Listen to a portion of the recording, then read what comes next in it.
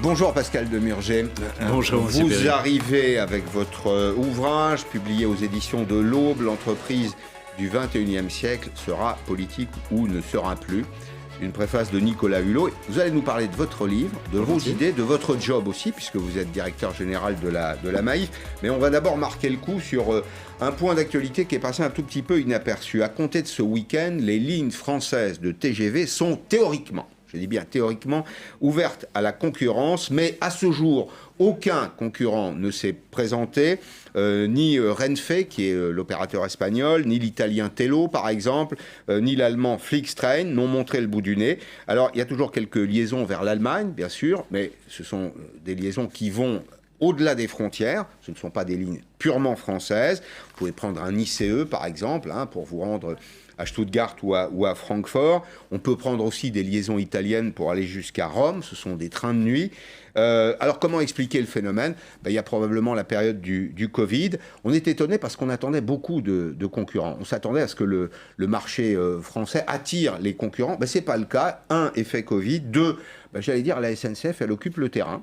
Et elle l'occupe d'ailleurs plutôt bien, avec une offre très segmentée. D'une part Inouï, mais aussi les Ouigo, qui sont des offres à petit prix. Et puis, il y a aussi quelques obstacles qui ont été dressés sur la route des concurrents, des obstacles de caractère réglementaire ou des obstacles en termes de sécurité de SNCF Réseau. Alors, la situation peut se détendre, mais à ce jour, donc, la concurrence qu'on attendait n'arrive pas tout à fait. Bien, on en vient à votre ouvrage. Je voulais donner cette info parce que c'est la vie du quotidien. Bien sûr. On circule beaucoup. Alors, vous dites, l'entreprise du 21e siècle sera politique et...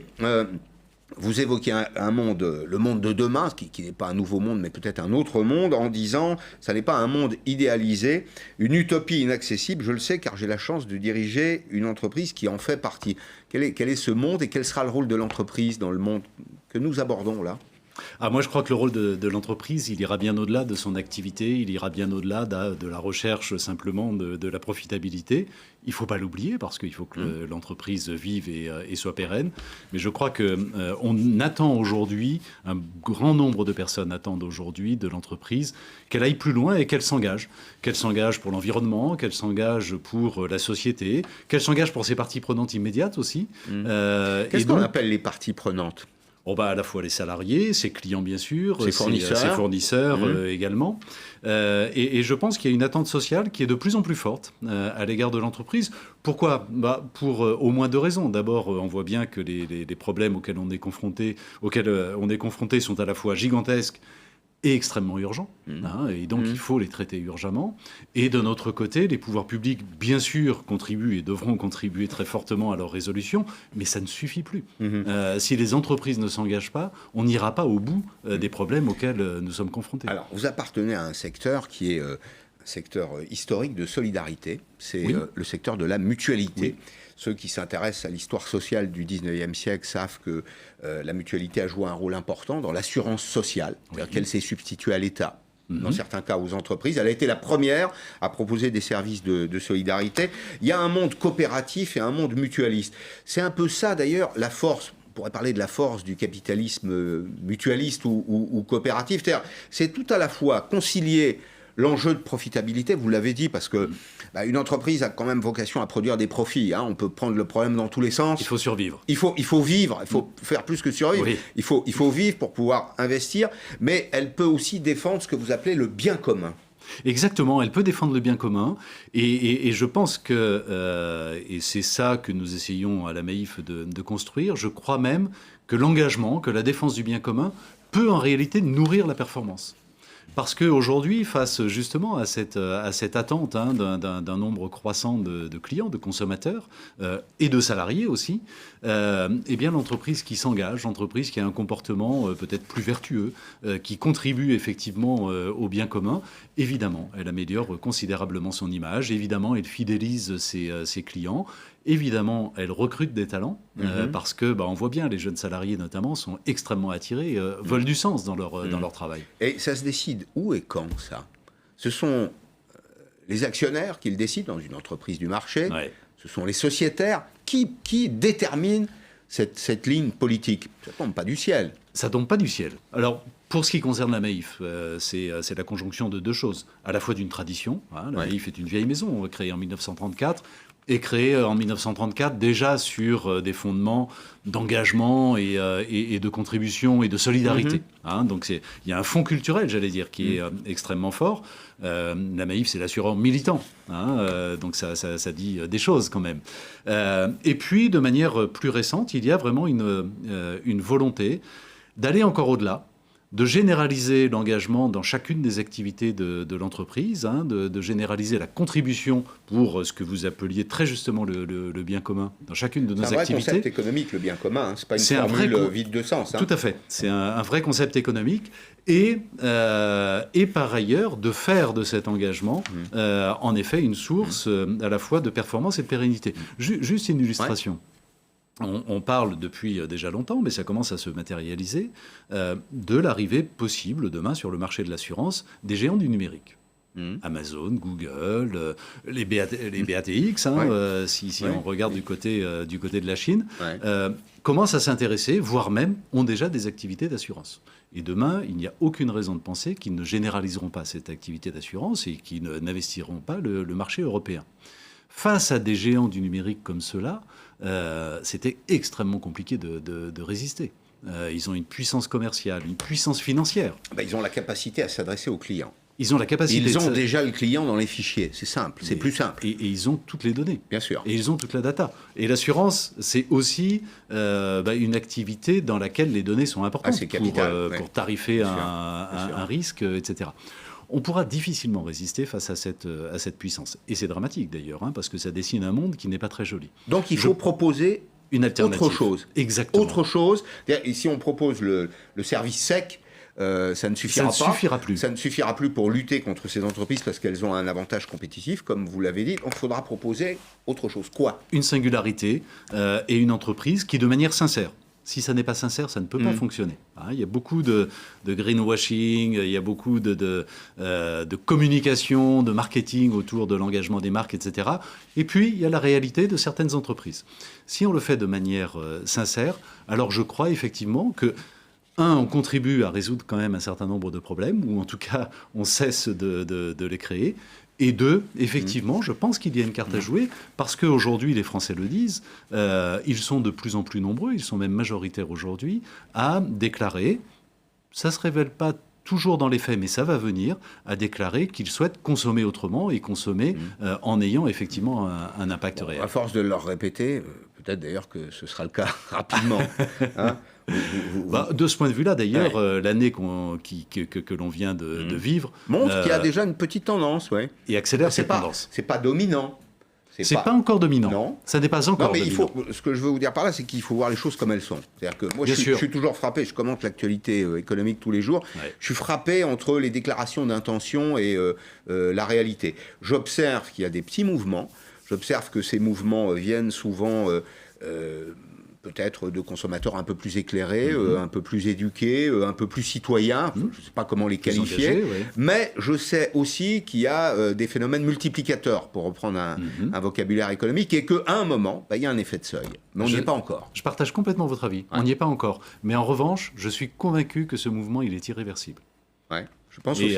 Et cet effet de seuil, on va l'atteindre un jour, et je pense que dans quelques années, ce sera un vrai sujet. Bon. Ça l'est déjà pour les salariés. Oui. Il y a un nombre croissant de salariés qui quittent des entreprises, qui quittent des secteurs entiers parce qu'ils ne retrouvent pas le sens dont ils ont besoin, la contribution à laquelle qu'ils souhaitent apporter, et qui rejoignent notamment des entreprises comme la vôtre. La Maïf. Exactement.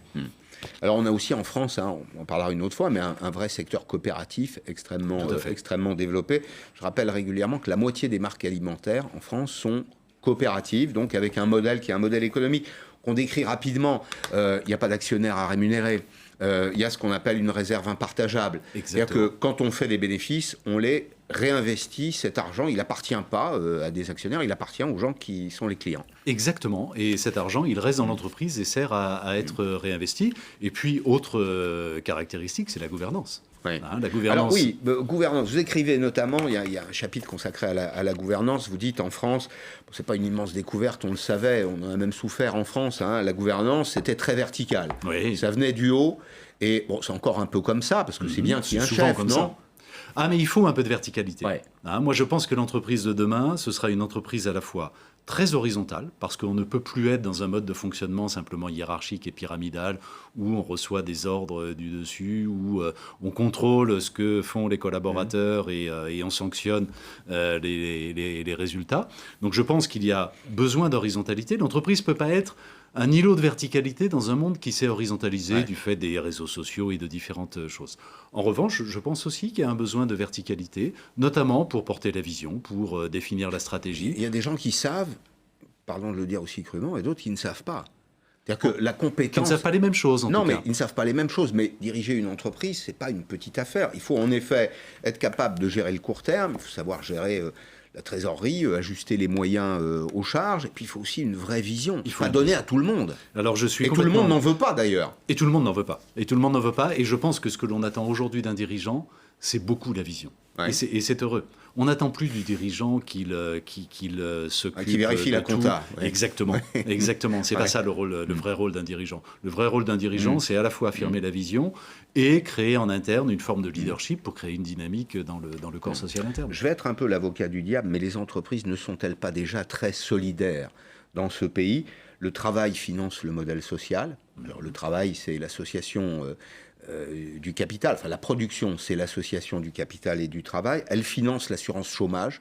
Peu le savent, mais en France, ce sont les entreprises seules qui payent l'assurance chômage. Depuis 2019, depuis le début de l'année 2019, les salariés ne s'assurent plus. Ça pose d'ailleurs un vrai problème, parce que la solidarité dans ce domaine, elle a été conçue pour que les salariés n'aient pas à faire la manche. Ouais. Ils payaient eux-mêmes, vous voyez quel est l'esprit. Ils payaient leurs cotisations pour avoir droit en retour. Ça s'appelle une assurance. Ça s'appelle une assurance. Ça s'appelle la cotisation sociale, c'est une forme d'assurance. Et là, on passe un peu à l'assistance, qui n'est pas tout à fait la même chose. Mais les entreprises, elles en font quand même beaucoup déjà, non? Ah, mais moi, je ne critique pas les entreprises, entendons-nous bien. Je ne critique pas les entreprises. Simplement, je dis que aujourd'hui, le temps est venu de changer le mode de management d'une entreprise, les comportements des entreprises. Les entreprises doivent être du côté de la solution, encore une fois, sur le plan environnemental, sur le plan social. Et oui, les entreprises sont très contributives, oui, elles sont solidaires. Non, elles ne le sont peut-être pas suffisamment. Bon, très bien. Il y a quand même un creusement des inégalités en France qui est gigantesque. On va dire deux mots quand même des assurances, parce que c'est votre travail. La polémique autour des assurances, du rôle des assureurs, est partie de LCI. C'était Bruno Le Maire, un soir, il y a une dizaine de jours, qui, vous regardant les uns et les autres, droit dans les yeux, vous dit il va falloir faire quelques efforts. Alors, vous avez les uns et les autres, je n'ai pas le détail, vous allez nous le donner, apporter votre soutien à l'économie pendant cette période. Ça fait tout de même une enveloppe de 3,8 milliards d'euros.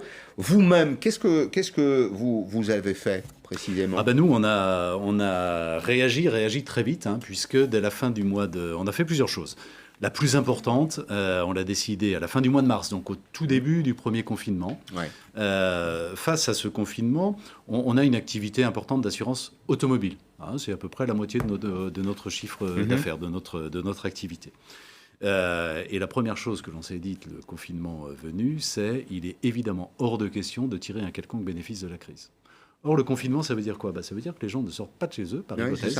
Il n'y a pas de voiture dans les rues, il n'y a pas d'accident. S'il n'y a pas d'accident, évidemment, il n'y a pas de dépenses pour les assureurs auto. Et donc, on a remboursé à nos sociétaires le montant des économies réalisées pendant cette période, c'est-à-dire quand même 100 millions d'euros. Bon, tout le monde n'a pas fait ça, parce que vous avez raison, l'assurance la plus observée, c'est l'assurance automobile. Elle devrait en moyenne, je dis bien en moyenne, augmenter un peu en 2021. Alors, c'est très diversifié. Pas chez vous. Pas chez nous, on a bloqué les tarifs, on a gelé les tarifs pour 21. On fait juste une petite revue de détail avec Pauline Dumortier.